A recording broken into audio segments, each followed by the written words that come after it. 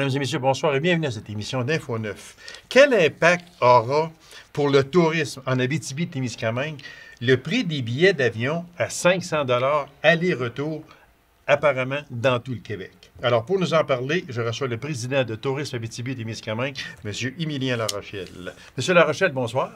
Bonsoir. C'est une grosse bombe, comme on dit. C'est un pétard mouillé? Je me risque à dire ça comme ça. Est-ce que c'est un pétard mouillé ou vraiment une grosse bombe qui pourrait éventuellement aider le tourisme en Abitibi-Témiscamingue? Le gouvernement, on le sait, vient en aide dans le transport aérien avec un coût maximum de billets aller-retour de 500 $. Impact pour le tourisme chez nous, M. Larochelle. C'est très dur à évaluer. Il y a une chose qui est sûre. C'est une très bonne nouvelle. Oui, oui, effectivement. Parce que je veux dire, c'est la première fois qu'on s'attaque directement à cet aspect-là. OK? Il y avait déjà un programme d'élargissement des programmes de réduction des tarifs qui a été bonifié là, dans l'annonce du ministre. OK? Dans le passé, là, OK, ça veut dire que chaque individu qui demeure en région pouvait obtenir, en tout cas pour ce qui est de l'Abitibi-Témiscamingue, ça je suis au courant, OK? On pouvait obtenir 30 % de réduction. Autrement dit, à partir, je prends l'avion de n'importe quel transporteur qui va à Québec ou à Montréal, puis je peux obtenir, si j'en fais la demande. Oh. Et voilà. Et voilà. Ce n'est pas automatique. OK. OK, puis il y a des conditions là, à respecter. OK? Et moi-même, je n'étais pas tellement au courant de ça, là. OK?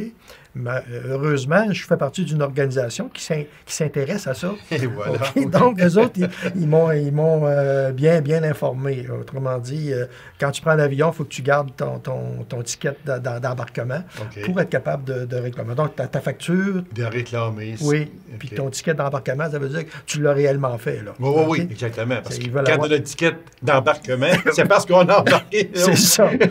Fait qu'à ce moment-là, oui, c'est une excellente nouvelle. De 500 $. Puis, et maintenant, on sait que les compagnies aériennes ont différents tarifs, hein, dépendamment de si tu peux réserver le billet d'avance, là, dépendamment du temps, de la période de l'année. Il y a des périodes de l'année où les billets sont plus chers ou moins chers. C'est ça, c'est ça. Oui. Okay. Comment ça va s'articuler tout ça? Oui, c'est ça. Puis avez-vous des précisions sur ça, M. Larochelle, concernant combien de vols par semaine? Est-ce que ça va s'appliquer à tous les vols, à partir de Rouen, à partir de Val-d'Or, à destination? La personne qui veut partir de Rouen ou de Val-d'Or, qui va à Sept-Îles, disons, bon, est-ce que ça va s'appliquer aussi? Avez-vous des précisions sur ça pour tourisme? J'aimerais bien te dire que j'ai ces précisions-là, mais malheureusement, non, je n'ai pas cette précision-là. Non, le ministre a été... je regarde les premières annonces qui ont été faites avec des précisions qui ont été apportées en cours de route, là, le lendemain, la semaine d'après, et donc c'est évolutif. Et mon Dieu, OK. Mais une chose est certaine, c'est que oui, il y aura ce fameux tarif de maximum 500 $. C'est ça. Mais maintenant, le citoyen de l'Abitibi-Témiscamingue qui veut aller à Québec, par exemple, il aura droit à combien de fois, combien de sorties? Et voilà, exactement. Okay. Est-ce que ça va être ouvert à X nombre de sorties ou ouvert, peu importe? Parce qu'il ne faut pas oublier qu'on a des problèmes de fréquence aussi. OK? Actuellement, là, on ne peut pas aller à Québec ou à Montréal à tous les jours. Là. OK? Non, exactement. OK? Il y a des certaines journées qu'on ne peut pas y aller. OK? Ou si tu veux y aller, tu ne peux pas revenir le samedi ou le dimanche. Il faut que tu reviennes le lundi. OK? OK. Oui, parce que vous prenez l'avion assez souvent, vous êtes en mesure, vous, de vraiment juger que des fois, c'est... Bien, il y a des contraintes, là. Il y a des contraintes, Il y a des contraintes, puis puis on sait que le ministère des Transports, là, par le biais de M. Bonnardel, effectue des négociations actuellement. OK? Parce que ça paraît... C'est une belle annonce, ça paraît facile, mais quand tu viens pour rentrer dans les détails, tu sais, c'est comment on dit ça, l'enfer est dans les détails? Je pense que le diable dans les détails. C'est quelque chose de même, ça prend des détails. Oui, c'est ça, parce que à qui ça va s'appliquer au départ? Encore une autre affaire. C'est ça. Au départ, on disait que ça s'adresse simplement aux gens du Québec. Puis après ça, ben là, on s'est dit, ouais, mais il y a aussi les étudiants étrangers qui viennent étudier à l'université à Rouen, là, par exemple. Est-ce qu'ils auront droit à cette... là, au départ, c'était non. Puis là, après ça, il y a eu une précision de dire oui. Puis ensuite, il y avait toute la question qui concernait les gens qui habitent le Canada. OK? Autrement dit, quelqu'un qui arrive qui vient de l'Ontario, par exemple, qui prend l'avion à Rwanda, il a-tu droit au même service? Au départ, c'était non. Puis là, après ça, ben là, on a entendu dire que oui, ça serait possible. Bon, maintenant, quelles seraient les modalités d'application? C'est encore flou. Okay. Monsieur Larochelle, parce que le temps passe très vite, j'aimerais là, absolument aborder une chose que vous nous... tout en parlant ensemble avant d'entrer en ondes, vous me disiez, et j'ai resté surpris un peu, bon, le coût, c'est un programme pour 5 ans, 261 millions, mais vous m'avez dit, attention, ce n'est pas uniquement pour les billets d'avion. C'est ça. Ça, c'est important de le dire. C'est un support financier qui est accordé aux aéroports régionaux également. OK. Bon, maintenant, je n'ai pas de détails à vous donner là-dessus, mais tout ce que je sais, ce qui a été dit, ce que j'ai vu dans les journaux, là, OK? Donc, il y a des journalistes qui ont questionné le ministre ou son organisation, puis ce qu'ils ont dit, c'était ça, tu sais. Je veux dire, combien d'argent serait injecté pour faire diminuer le coût des billets là, par rapport aux 500 $, qu'essayer de conserver ça. C'est encore flou. Là, on n'a pas vraiment de réponse officielle là-dessus. J'imagine que ça va venir, là, parce que je veux dire, le 1er juin, ça en vient rapidement. En fonction, le 1er juin. C'est ça. Et puis, on est aujourd'hui, fin avril. Ouais. Alors, le mois de mai est très proche. Ouais. Puis après ça, c'est juin. Là. Fait que ceux qui veulent se servir de ces billets-là et de ce coût-là, il faut qu'ils soient au courant là, de tout ce qui va se passer. Maintenant, est-ce que les entreprises aussi auront droit au même... c'est une autre chose. Parce qu'il ne faut pas oublier que nous autres, ici, en Abitibi-Témiscamingue, on regarde dans l'industrie forestière, dans l'industrie minière, c'est des compagnies, c'est des multinationales. Oui, donc, voilà. Le siège social n'est pas toujours à Rouen, là, tu sais. Non, c'est ça. Puis est-ce qu'ils peuvent s'accaparer d'un nombre X de billets? C'est encore une autre chose aussi. C'est ça. Parce que c'est pas des avions ici, là, que quand tu prends l'avion de Rouen ou Val-d'Or à Montréal, c'est pas des 737 puis c'est pas des 747. Non. Ce sont de petits avions à faible personne à l'intérieur. C'est ça. Le nombre est restreint. Vous savez, M. Lacasse, des fois, il faut regarder dans le passé. Là. Moi, je me souviens des années 80. OK, je montais à Montréal en avion. On montait là en DC-9. OK? OK. Puis avion moi, réaction. Oui. Puis 45 minutes. Je vais aller plus loin que ça, parce que quand je travaillais à Rouen, j'allais à Québec très souvent, puis c'était une Québécoise avec les fameux bac 111, où il y avait 126 ou 128 passagers. Ça, je l'ai pris souvent, cet avion-là. Fait que là, mais c'est plus ça aujourd'hui. Là. Fait que, on va aller, parce que, mon Dieu, il reste pas grand temps. Pour le tourisme, chez nous, en Abitibi-Témiscamingue, c'est sûr que c'est un plus, mais est-ce que c'est vraiment important? Pour le tourisme québécois, OK? Oui. Pour les gens qui viennent de Montréal ou de Québec, qui veulent venir en Abitibi-Témiscamingue, j'imagine que ça va être positif. Là, tu sais? Maintenant, pour ce qui est des autres clientèles internationales ou nationales, c'est pas clair encore. Là, tu sais? Je n'ai pas vraiment de réponse certaine à vous accorder là-dessus. Là, je vous dis, je ne voudrais pas véhiculer des informations qui sont fausses non plus. Exactement. Mais on peut... C'est sûr et certain que c'est un plus, c'est un gros plus pour la région, oui, mais dans quel sens et ça va donner quoi et qui va pouvoir se servir de ça? Ce sont toutes des questions qui sont sur la table puis que les réponses tardent à venir, là, pour l'instant. C'est ça. Mais si on s'en reparle l'été prochain ou à l'automne, on sera en mesure de mieux évaluer les impacts. Mais il reste que pour l'instant, moi, je considère que c'est un premier pas. OK? Oui, exactement. C'est du positif, mais comme vous le dites si bien, au moment où l'on se parle ce matin, il y a encore des zones grises qui sont encore sur la table. Il y a des nuages. Des gros nuages devant le temps, un gros orage durant l'été. Là, on est là actuellement, puis on n'a peut-être pas de parapluie pour l'instant. Et je vous le mentionnais, la communication pour les régions comme la nôtre, puis les régions comme le Saguenay ou la Gaspésie, sont dans le même bateau que nous autres. Voilà, là. exactement. Okay? La communication, que ce soit ferroviaire, routière, aérienne, quand on parle de communication numérique, quand on parle d'Internet, de cellulaire, c'est très, très, très important. Si on veut entrer dans le 21e siècle avec un billet gagnant. Et voilà. Monsieur Larochelle, merci infiniment. C'était très intéressant. On va suivre le dossier de près parce que c'est très important pour la région. Et puis, on s'en parlera un petit peu plus tard des impacts et des effets de ce coût du billet-là. Je vous remercie. C'est moi qui vous remercie. Alors, mesdames et messieurs, courte pause, on vous revient immédiatement après. Restez avec nous.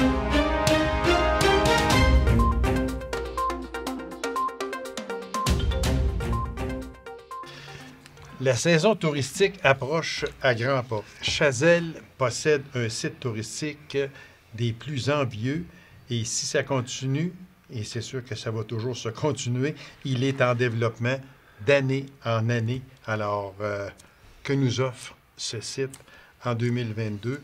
Je suis certain, on en a déjà parlé, mais il y avait beaucoup de travaux qui étaient en cours.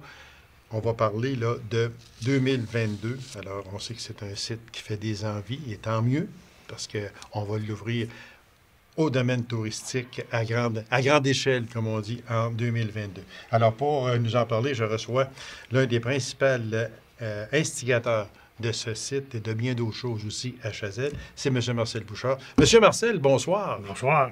Merci d'avoir accepté cette invitation-là, M. Marcel.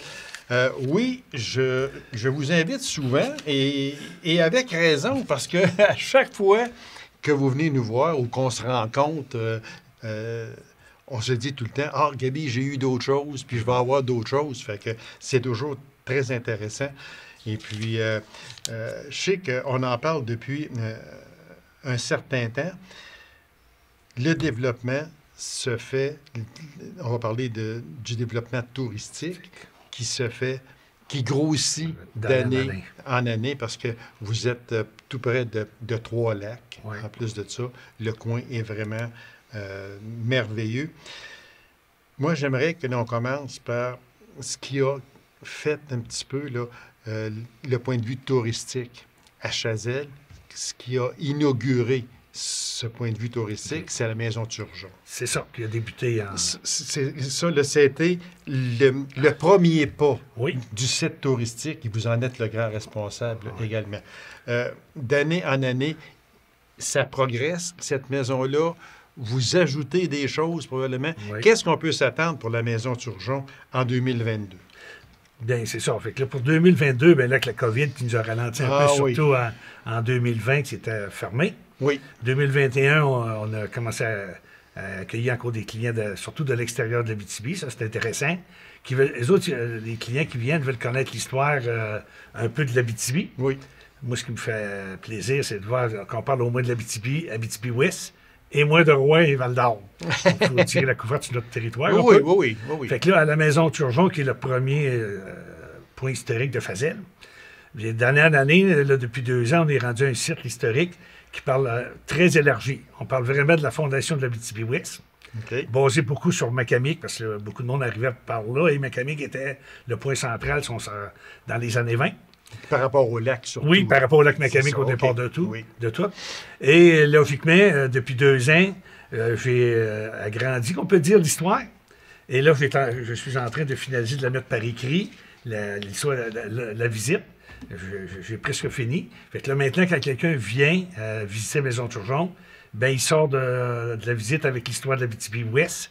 Un peu Abitibi-Est, mais la voie ferrée, si on aime mieux. Ah, mais ça, oui, c'est sûr. Hein? Et on remonte là, des années 20, 30, 40, 50, en faisant les liens avec les émissions de Blanche Pronovost à la TV, les filets calibres. Oui. Fait que je me sers de ça pour élargir la visite. Ce qui est, le monde trouve ça très intéressant parce qu'on sait à la base, la Maison Turgeon, c'était le bureau municipal de Chazelles. Okay. Fait qu'on dans le temps, les premières années, c'était l'histoire de Chazelles et de la municipalité. C'est ça. Et les biens qui sont que le monde peut regarder, c'est toutes des antiquités là, des années 20 à 50. Parce que là, il faut se dire que dans ce temps-là, ça voyageait par train. Oui. Il n'y avait pas de route. Là. Fait que là, c'était par train. Et puis, ça débarquait à Macamic. Oui. La plupart du temps. Macamic-la-Serre s'en allait. C'est ça, mais, en s'en allant. Mais le train n'existait pas loin. Voilà, exactement. C'est pour ça. Puis là, à partir de soit de Macamic ou de la Serre, on s'établissait. Ceux qui débarquaient à Macamic, très souvent, prenaient le lac avec la rivière. Le canot, puis bon, on s'en allait s'établir dans les abords du lac Macamic à ce moment-là. Ça, la deuxième vocation, c'est avec l'eau. Oui. On parle de Roquemort, on parle de du lac Abitibi. Et en principe, quand on parle des chemins, on parle plus des années 40. Oui, exactement. Là, on va vers le nord avec M. Perron, qui a développé Valparadis. Oui. Là. Fait que là, le côté chemin... Avec les Moulancy, exactement, c'est ça. Fait que c'est ça que le monde aime beaucoup, là. Puis je vous raconte toujours avec les faits, quand je les renseigne un peu ce qui s'est passé, qu'on peut avoir entendu parler à la TV. Ça, de la drave, c'est le monde a entendu parler. Ah oui, c'est sûr. Ça, c'est un point. Puis après ça, là... Le canotage qui s'emmenait sur le lac, etc. Puis l'histoire de la TV avec les gardes malades, puis l'histoire de ça fait jaser, c'est le lien de l'Abitibi. Fait que là, puis avec le livre qu'une des infirmières a fait, nous autres, Chazelle, une infirmière en Pays Neuf, là, des années 50, là, bon, mais ça me donne de l'histoire de plus. Fait que, le monde trouve ça intéressant que je compare un peu la vie en Abitibi sur plusieurs années. Et après la maison de Turgeon, on a ajouté le site là, de la route du patrimoine forestier, parce qu'on sait que le rang 10, qu'on est à Fasel, c'est la route qui transporte le plus de bois, encore maintenant aujourd'hui. Oui, encore aujourd'hui. Oui. Puis avec ça, après ça, j'ai travaillé sur mes premières familles du 100e anniversaire en 2018 qui sont installées à Fasel. Et en 2019, on a travaillé sur le fameux projet du Halles aux Trois-Lacs. Voilà, c'est on travaille encore avec ça. Ce que nous allons parler. Alors, c'est à la Maison Turgeon, c'est toujours là. Et puis, on invite les gens à aller... Oui, c'est une visite guidée. Une visite guidée. Je sais que personne n'a visité dans la maison sans que je sois là, parce que je veux qu'il y ait l'histoire. Oui, c'est ça. C'est que aller voir des choses anciennes, oui, c'est intéressant, mais connaître l'histoire... C'est l'histoire qui est importante. Oui, exactement. Fait que si vous voulez passer un bon temps, environ combien de temps une visite? Entre 1 heure et 1 heure et demie, dépendant de l'intérêt des personnes. Souvent, c'est... Plus il y a de questions, ben ça doit pas durer plus que 2 heures. Fait que si vous avez une bonne heure et demie à passer en bonne compagnie, et c'est très instructif également, alors rendez-vous à Chazelle, puis demandez à M. Marcel Bouchard de vous faire visiter la Maison Turgeon. Vous allez voir qu'il en connaît énormément. Donc, c'est encore et toujours à l'horaire pour 2022. Les personnes doivent appeler, par exemple. Oui, c'est sur réservation. OK. Parce que là, je vais être là. Fait que là, il y a des journées que je ne suis pas là, mais ça peut être les 7 jours semaine. OK. En principe, on dit qu'on est ouvert du mercredi au dimanche, mais j'ai beaucoup de visites les mardis. OK. On peut donner votre numéro? Oui, 819-333-7774, puis gênez-vous pas, appelez, laissez un message. Si on parlait des nouveautés, parce que déjà le temps nous passe. Si on parlait des nouveautés, on parle de terrain camping. Bien là, on en a parlé un peu, mais là où c'est rendu? Là, aujourd'hui, terrain camping, on parle de pêche aussi, parce qu'on est près de lac, promenade en forêt vers le Grand Héron, terrain accessible en véhicule aussi. Alors, je vous laisse avec ça, monsieur. Le terrain de camping du lac de Courval, qui est le vrai nom officiel. Oui. Il y a 20 emplacements là, pour des roulottes et 6-7 pour des tanks. OK. En principe, à fin de mai, il va m'ouvrir. Le monde peut réserver là, à journée, à la semaine, là, tout ça. Et on a développé l'année passée le chemin allant vers le lac Piton, qui est le 3e lac du Halles aux Trois-Lacs. On sait que le 2e, c'est le lac Macamic, qu'on voit en s'en allant entre le lac Courval et le lac Piton. Le lac Macamic est à notre droite. On le voit, il était à des places, il n'était même pas 50 pieds du chemin. Okay. Et en montant 1 kilomètre plus loin, on a une place, une halte là, pour j'appelle mes aigles à tête blanche, qui a un gros nid, là, un peu comme le Grand Héron, c'est rond. Des fois, on les voit, là, des fois pas, mais on va mettre plus d'informations pour les clients là. Et on se rend après ça au lac Piton, le chemin est ouvert juste en octobre l'année passée, que maintenant, au lieu d'aller juste en 4 roues, on peut aller en véhicule jusqu'au bord du lac Piton. Okay. Et le fait saignant, c'est que le lac Piton, dans les années 60, pendant 30 ans, il y avait 4 chalets que le monde demeurait là l'été. Et même l'hiver, il y allait à motoneige. Okay. Et là, maintenant, on est capable d'aller virer aux côtés du lac Piton pour voir ce fameux lac-là. Pour votre information, le lac Piton, le lac Courval, c'est des lacs de pêche. Le lac Piton, allons-y pas trop parce qu'il est plus petit. Mais au lac Courval, quand même, l'année passée, notre grande surprise, à partir de la fin de mai, beaucoup de petits bateaux, même un bateau moteur, viennent pour la pêche. Et on a des personnes qui viennent avec des paddleboards, là, des kayaks. Des kayaks. Parce que le lac a à peu près 1,5 km de diamètre. Ça fait juste un beau lac pour se promener détendu, pas pour les faire en gros bateau. Là. Non, justement, ça, c'est, ce qui serait idéal, c'est à la rame. À la rame ou un petit moteur de 5 Un petit forces. moteur Là. électrique. Là, Électrique, ça serait encore mieux. Ça serait encore mieux. Puis là, logiquement, on a mis l'année passée 2 quais. Un quai pour les bateaux qui puissent débarquer. Avant ça, ils débarquaient sur le sable. On a mis un quai aussi parce qu'il y en a qui viennent pique-niquer. Fait qu'au camping, il y a des tables de pique-nique. Puis il y a un quai que le monde peut aller se saucer les pieds à l'eau. Ça, ce sera tout. Tout ça est accessible là, en 2022, oui, à cet partir été. De la fête de la Patriote. Là, oui.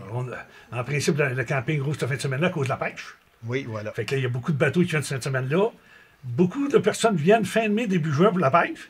Puis ça tombe tranquille un peu à fin de juin. Vu que le lac n'est pas creux, les poissons sont plus rares en juillet. Et ça revient en fin d'août. Ah, OK. C'était un point saillant, là. Puis il y a beaucoup de chasseurs l'automne de parties. Oui, de petits animaux. Oui, oui. Fait qu'ils viennent prendre des marches en 4 roues, d'autres à pied. Fait que ça veut dire que accessible à partir de mai jusqu'en octobre. Jusqu'en octobre. Oui, parce qu'en octobre, c'est plus de la marche là, que le monde va aller prendre. Là. Oui, exactement. Je sais qu'à l'an passé, on en avait parlé, M. Bouchard, d'un chemin accessible ou qui serait accessible pour se rendre au Grand Héron. Oui, ça, on va le travailler, ça peut-être plus en 2023. Ah, là, okay. présentement, il est accessible en 4 roues, oui. à pied, mais le fond n'est pas tout beau.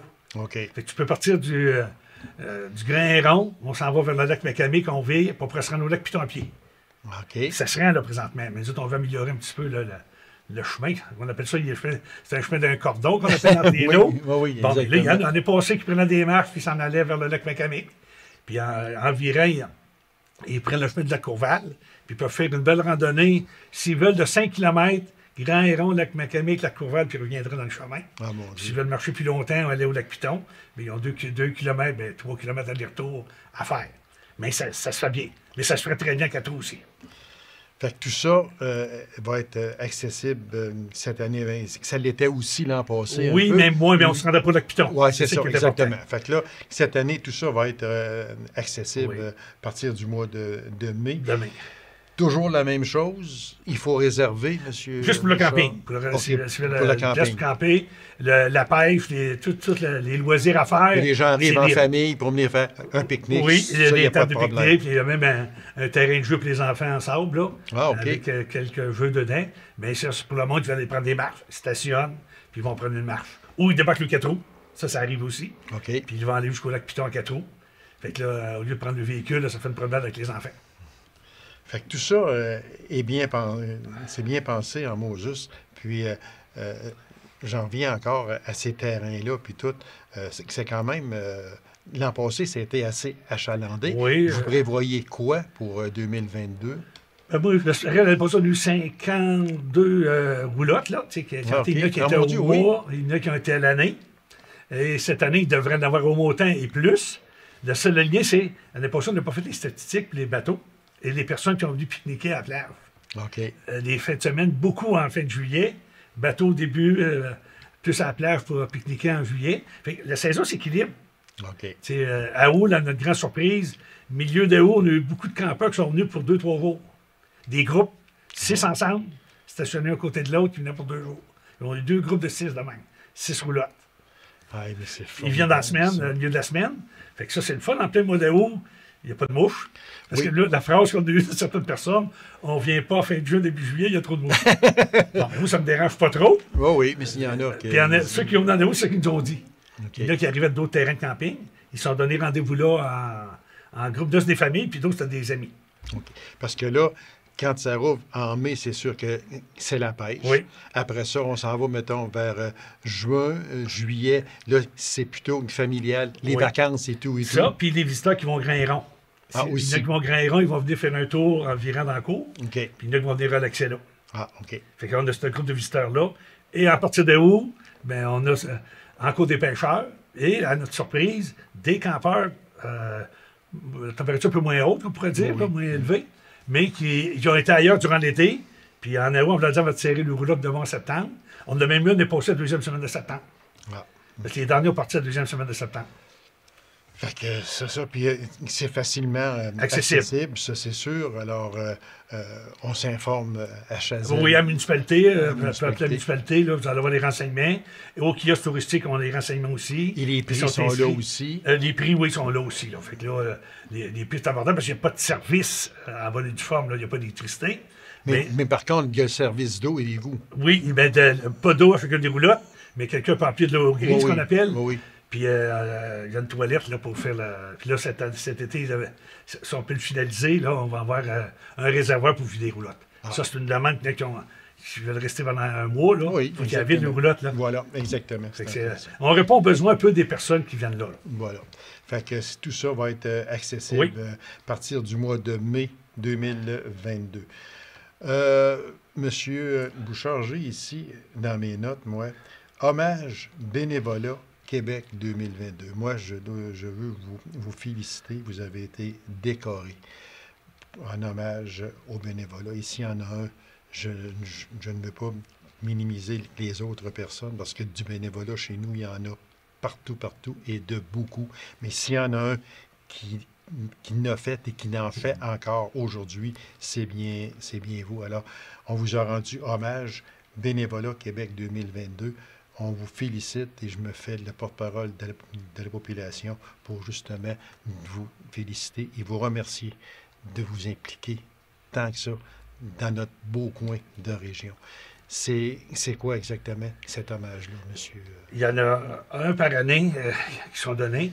Il y en donne à 18 régions du Québec pour les personnes de 36 ans et plus, puis 18 pour les plus jeunes de moins de 35 ans et moins. Le bénévolat, ils demandent de faire un dossier sur plusieurs années. Je sais que mon dossier, moi, il a été présenté par la directrice de la municipalité de Chazelle en décembre. Okay. Ils ont oublié de me demander la permission en décembre pour voir si j'acceptais de tenir en nomination. J'ai eu la réponse la semaine passée. Et le prix est donné en fonction du bénévolat que tu fais. Moi, dans mon dossier, c'est un peu original. Dans le temps, j'étais plus dans le bénévolat sportif. Et avec le 75e de Chazelle, en 2013, j'ai embarqué dans le côté plus, pas municipal, mais population générale.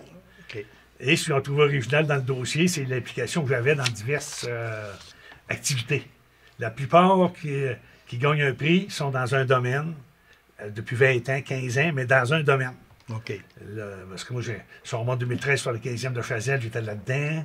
J'ai été dans le fait des employés de Normic en 2014 là, pour le retrouvailles avec les Frères Perron. Après ça, j'étais dans le 100e anniversaire de la Sarre.